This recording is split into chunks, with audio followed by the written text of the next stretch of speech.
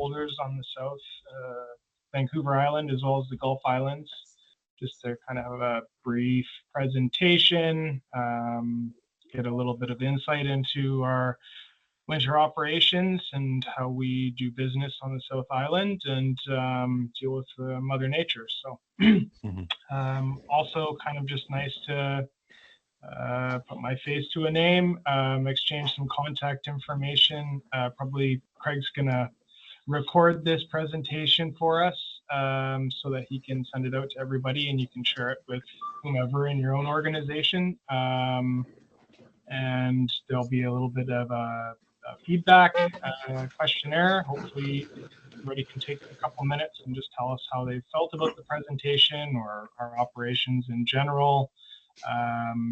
Feedback's super important for us because we take that and consider operational changes based on that stuff. So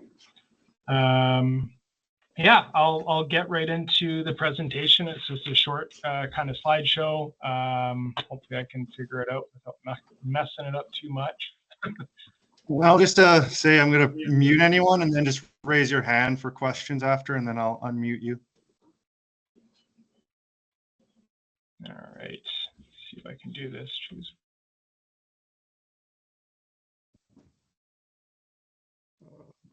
We got to unmute you.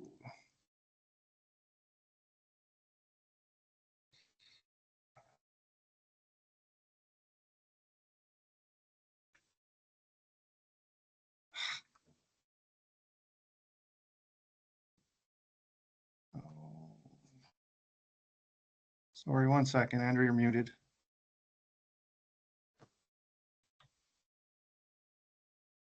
Is that better? Yeah. Sorry, it will only show me that one. That's okay. Can everybody see the first slide? 1 sec. No slide, no. Oh, sorry. Try that again. I was trying to practice yesterday, but it wasn't.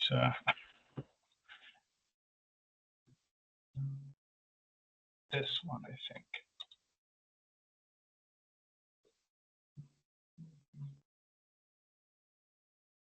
Okay, I think I got it up there. Oh.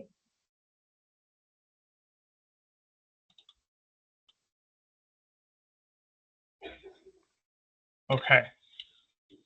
Is it showing, Craig? Can you just confirm? Yeah. Awesome. Okay. Cool. Yeah, so just kind of a quick rundown of what we're going to look at. Obviously, introduction to our operation and myself. I think there's a few members of our team hopefully on here. So we have a maintenance group to cover off the South Vancouver Island area, supervisor kind of hierarchy from road superintendent level down to foreman level. And then obviously our crew. And we'll talk about kind of where those boundaries are on the South Vancouver Island area, some of our contract specifications, a little bit of a look at our operations, equipment, as well as where we store our salt and how we kind of handle all of that. And then go through motor vehicle incidents, an unfortunate part of winter, and the Malahat chain-up protocol, which is kind of a unique one to our area. So just to lead off, winter ABCs. So this is highway classifications that the Ministry of Transportation has in our contract. Basically, every provincial maintained roadway has a classification assigned to it, A, B, C, D, E, and F.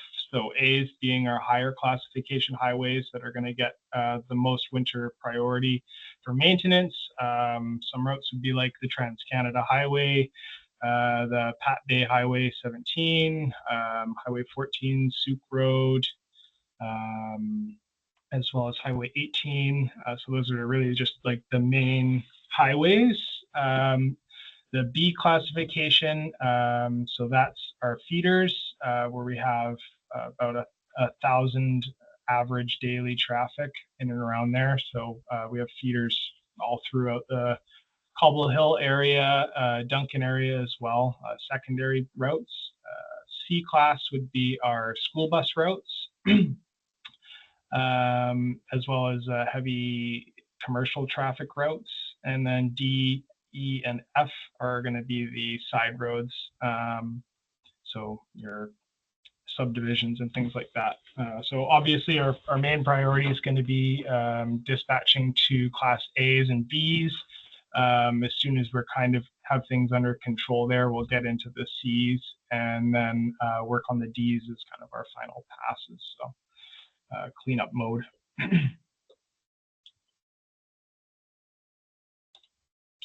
So this is a really high level view of where our service area is. It's pretty large. You can see we take care of all of the circle route from Port Renfrew to Souk, up to Duncan, Lake Cowichan, and out on the peninsula, as well as we have 6 southern Gulf Islands. So Thetis Island, Galliano Island, Salt Spring Island, Main Island, Pender Island, and Saturna Island. Those little stars on that map, that's where our yard locations are.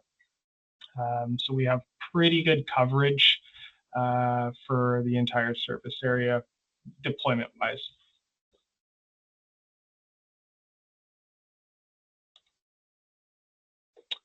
So this is actually a snippet right out of our contract, and it's for safety patrols. So as you can see, it goes by highway classification. So response by highway classification, but you'll notice that they're numbers. So there's a 1 and 2, a 3, a 4, a 5, 6, and a 7. So those are actually not the winter classifications, but the summer classifications. So every highway is going to hold those 2 different classifications, and usually the A's are the 1, 2s, B's are the 3s, and 4s being C's, 5 being D's, and the 6, 7s are the EFs. But basically, I wanted to show this to everyone because it shows that at all times we're patrolling the roads, so that's in kind of a general good condition. As we get into a weather event where it's being forecasted, so we look at the forecast and we see a snowfall warning in the next 24 to 48 hours, then we're going to start increasing our patrol frequency. And it's quite a bit, going from every 24 hours to every 4 hours on a class A or 1-2 highway. And then during the weather event, so that's when we're actually seeing snowfall, we're at 90 minutes, 3 hours, 8 hours. Those are our targets in our contract. So I just wanted to show everybody sort of how we elevate operations, start bringing in more resources, covering off more of our service area as we get into winter storms.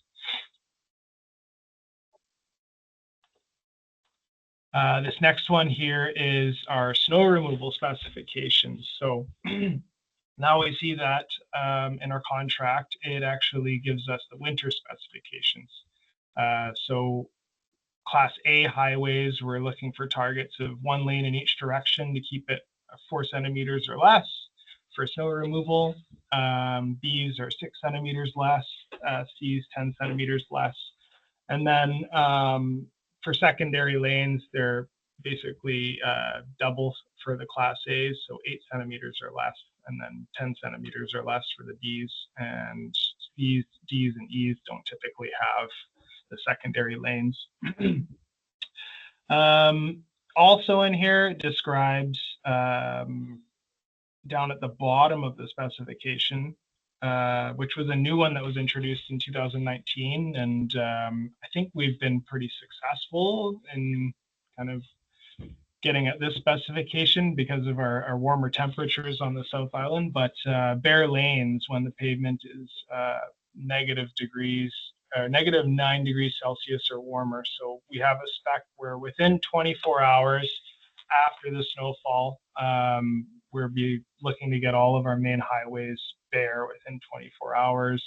Secondary roads are within 36 hours, and then our bus routes are within 48 hours.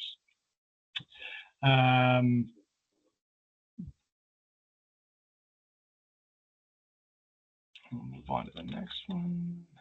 So then anti-icing and de-icing specifications. So this is basically a specification to cover salt and brine usage, chemical usage for winter maintenance. Basically, the Ministry of Transportation is looking for us to make sure that we are deploying our resources in advance of a forecasted weather event. So a lot of the times you'll see our brine trucks out, or you'll see those lines on the road 24 hours to 48 hours before we get into a snowstorm, or if we have a forecast of just some colder weather and potentials for black ice. So just making sure that we're proactive, applying all of our brine and salt and sand and whatnot. And then you'll notice that when we deploy in advance of a forecasted or anticipated weather event, its pre-treating its focus is on class A and B travel lanes, so the mains and the secondaries.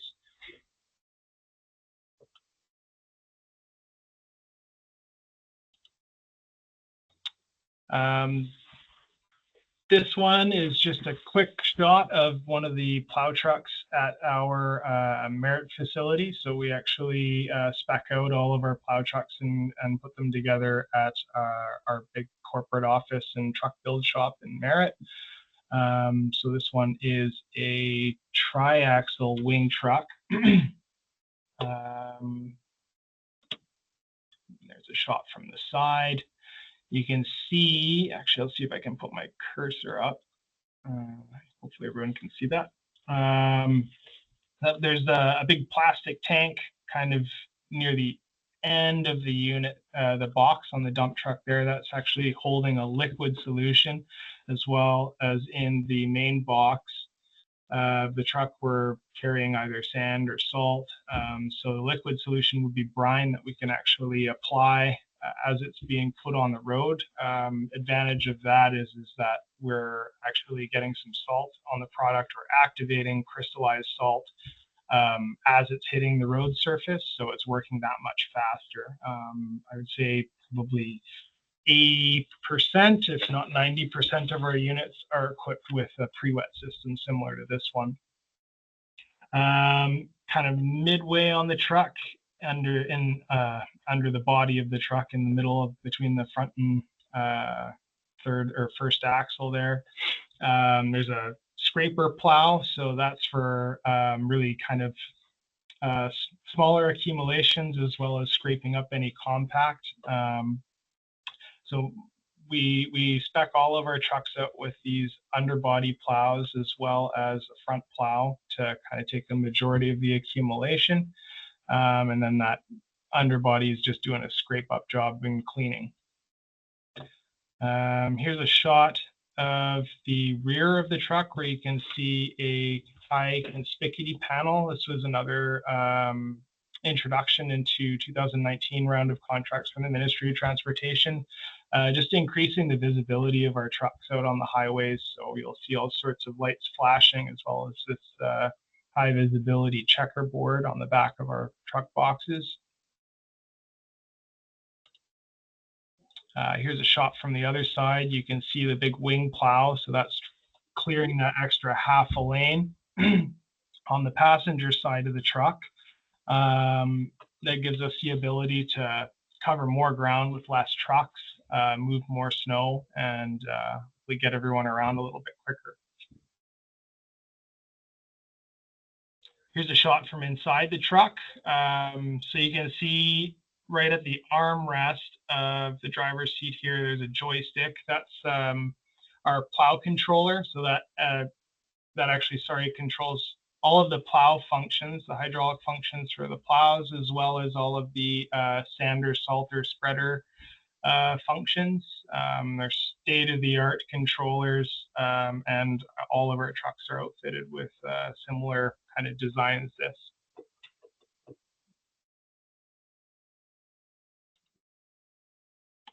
Just a couple comments on our staffing. So we do create a shift schedule to cover 24 hours a day, 7 days a week. In that, we also have, when we get into a weather event, the option to, shift overtime or call in extra people or what have you to really bolster up our resources when we need them. But just as a basic, now that we're into November, we're into a winter shift, and we've got people on that 7 days a week doing our normal patrols and salting and sanding as we get into the cooler weather.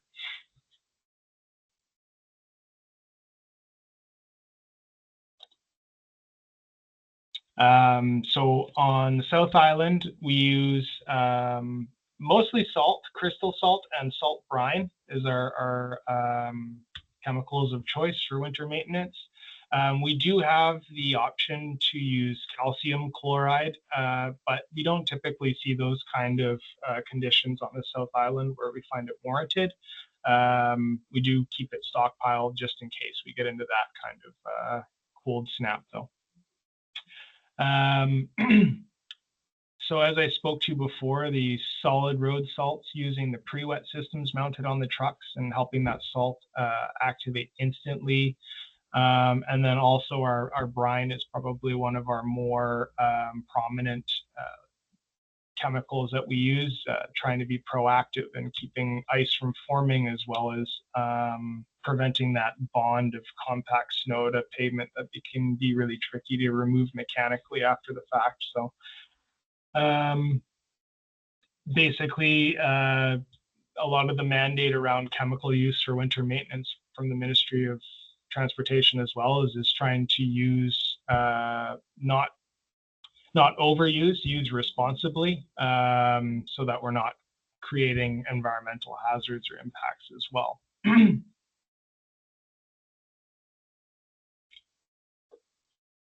This is just a shot from one of our main, couple pictures from our main salt shed on the Malahat here. So typically every year we fill this thing full with a salt barge, and we have created an evapotranspirational liner. Sorry, large word. Basically, it's a big liner in the ground to contain any groundwater that may be kind of around our salt shed. It all goes into a catch basin system that we can pump and clean and make sure that we're not leaching any salt water into the surrounding environment.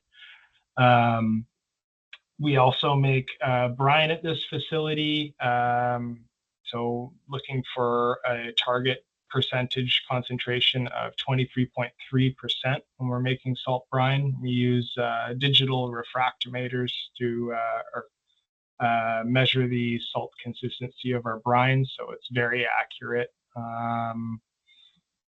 And then I just got a blurb here about calcium chloride and sort of where those temperatures we would actually be looking to be effective. So usually in and around the -12 and below is where you want to start looking at using calcium chloride, which I spoke to doesn't happen on the island very often.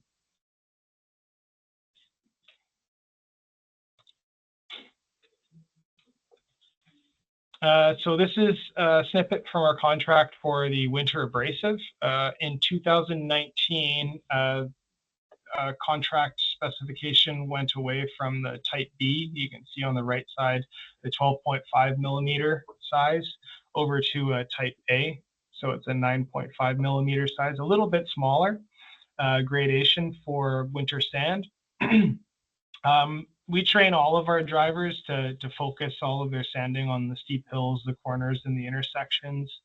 We find that sand is, super effective because it's instantly providing that traction in the middle of the snowstorm, where salt is going to take time to activate and really be effective.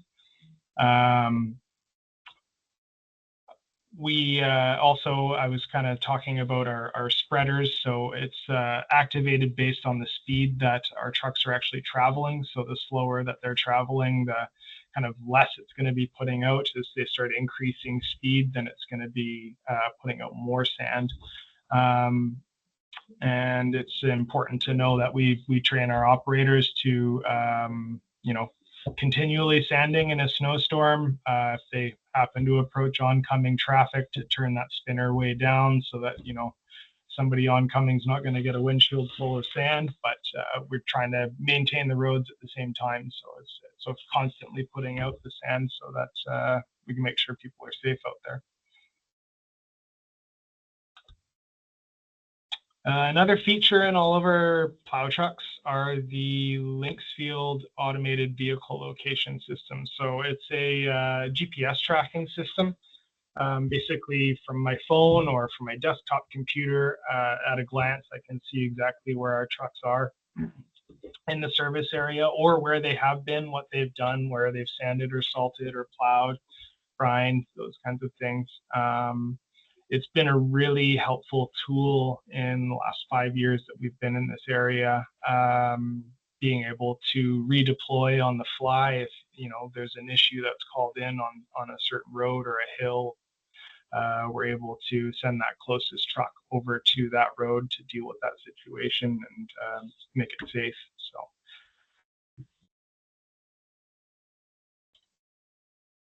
Oh, this is a video just to demonstrate. If you haven't seen one of our trucks and with the new light show on the back, that's the conspicuity panel going. And then also you can see how far that wing plow sticks out on the side when he's actually active. So you can imagine all the snow going over as he's plowing. And we've had a few close calls with people trying to pass on the right. So if you could do me a favor and pass the message to not pass on the right, that would be great.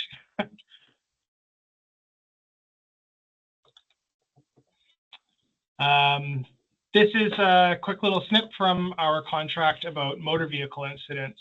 So we do get called out to attend motor vehicle incidents. Our main goal, or priority, I should say, is to assist RCMP, or the fire department, or the emergency services, the first responders, through traffic control or cleanup. Our mandate from the ministry, it's right at the top. And the outcome is to protect highway users from traffic-related incidents and reestablish traffic flow. So that is our goal there, is to get the highway as open as quickly and as safely as possible. So a lot of the times we'll be on site, setting up flaggers, doing cleanup, as I said, but also updating Drive BC, getting that information out to the public, so that they're not getting stuck in a situation that they don't need to be, or they can, decide to either hold off or take another route.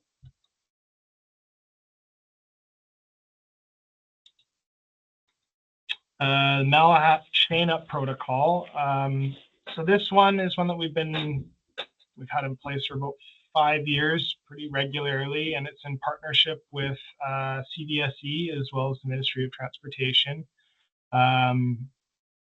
We basically set up lane closures at either side of the Malahat, and we're looking to make sure that any commercial vehicles that are going up and over the Malahat are equipped to do so. As you may or may not be aware, we've just had the chain up or the chain and winter tire regulation come into effect at the beginning of October. So that stays on until the spring. And it's been really a helpful tool for us to continually maintain the Malahat corridor, which can be a tricky one. There's not a lot of places to turn around once it gets an accident on the hill, and we're kind of stuck in the traffic with everyone else, and that's not where we need to be. So yeah, making sure that everybody's able and equipped to move through the Malahat so that we can keep it maintained is and I think it's been successful when it's been enacted. So yeah, and that's kind of just the quick overview that I had put together for everybody. You can see at the bottom corner here, we have our general inquiries is our office line. So our main office line, you talk to one of our admins, as well as a 24-hour emergency line. So that'll direct you to our dispatch. If you see a road hazard, that's the line to call. If it's a general question, then our office ladies would be happy to help. And perfect. Let's see if I can figure out how to close this now. Oh, there it is.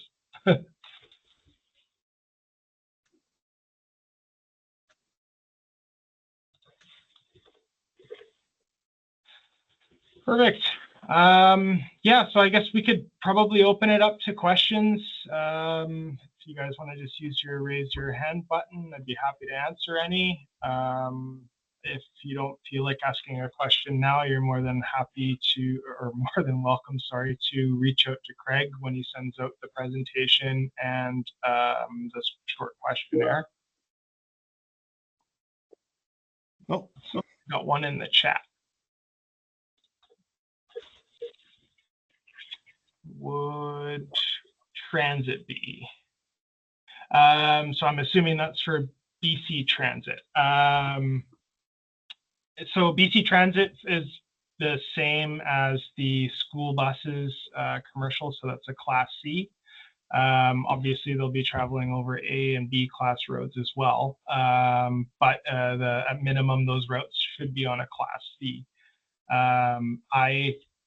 The maintenance contractor doesn't set the specifications or the classifications of the highways. So if there is a concern, I think the Ministry of Transportation would be the people to reach out to.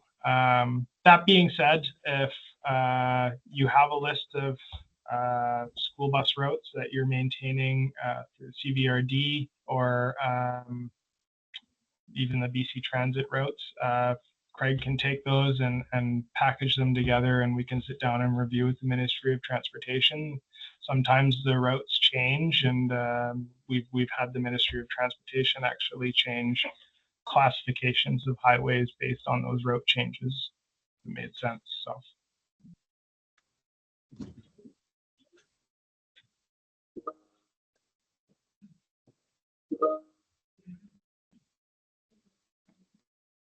Who can we contact to get our road classifications changed in front of our fire hall? That's a great question. So there are 3 area managers with the Ministry of Transportation, as well as a structures manager and an operations manager. Maybe what I can do is after the meeting, I can reach out and put you in contact with the road area manager in your area, and then they can talk to you about having the classification changed.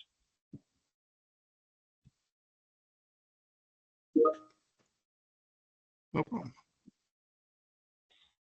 Any other questions?